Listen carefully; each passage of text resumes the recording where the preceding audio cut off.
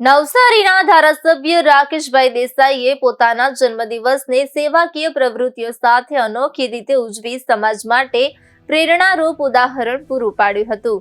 આ દિવસની શરૂઆત તેમણે ગૌશાળાની મુલાકાત લઈને ગૌસેવા કરીને કરી હતી। ત્યારબાદ તેઓ સિવિલ હોસ્પિટલ પહોંચ્યા હતા, જ્યાં દર્દીઓને ફળોનું વિતરણ કરી તેમની તબિયત અંગે પૂછપરછ કરી હતી। આગળ વધતા તેઓ વૃદ્ધાશ્રમ પહોંચ્યા હતા, જ્યાં વડીલો સાથે સમય વિતાવી તેમના આશીર્વાદ મેળવ્યા હતા। આ પ્રસંગે ધારાસભ્ય ભાવુક બન્યા હતા। સમગ્ર કાર્યક્રમ દરમિયાન ભાજપના કાર્યકરો પણ મોટી સંખ્યામાં જોડાયા હતા। વિશેષ રૂપે તેમણે માં આશાપુરા મંદિરે દર્શન કર્યા બાદ ત્યાં આયુર્વેદિક ચિકિત્સા કેમ્પનું આયોજન કર્યું હતું, જેમાં અનેક નગરજનોએ લાભ લીધો હતો।